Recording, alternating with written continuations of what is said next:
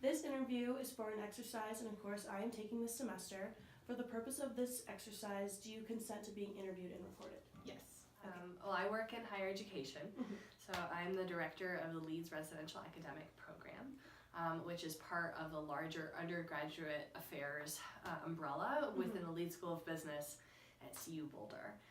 And so even though my background and my training is actually in business, which tends to be pretty male dominated, working in higher ed actually tends to be much more female dominated, especially in the staff side.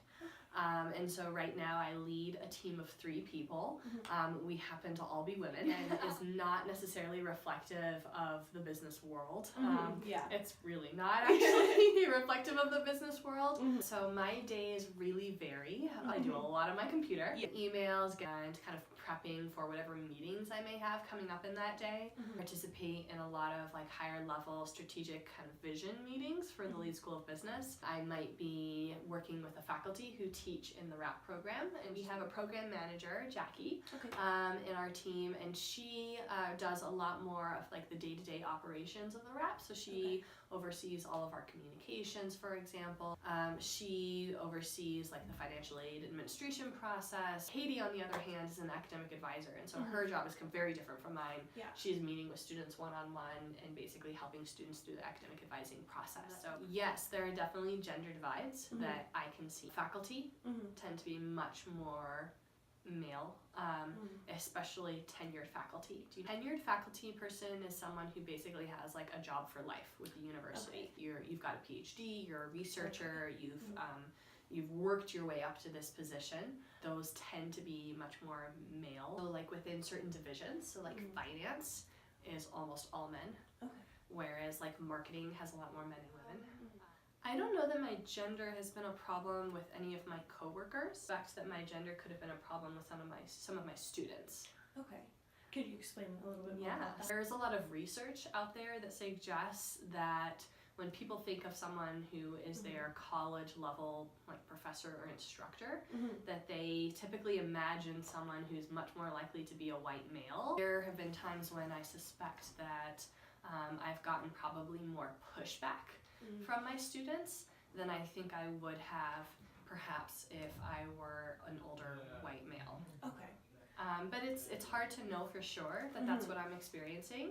Like one place where I was worried I could, when I was pregnant and was going to go on maternity leave last year, I was very fortunate that all of my coworkers, supervisors, people kind of above and below me were all extremely supportive. Luckily there are also a lot of rules and laws in place to protect me, should that have not been the case.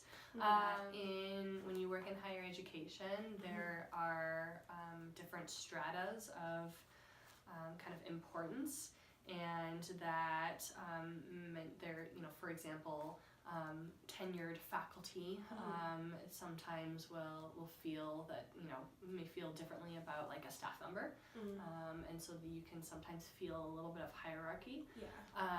But most of the time I don't find that that's an issue. Anyway, I'm not aware of any current discrepancies. I know that there had previously been some discrepancies with myself and others at my like director level on the undergraduate affairs side. I do not know what was the cause of those discrepancies though, and I do know that that's actually something that our administration took steps to remedy so that we are now all in sync with each other.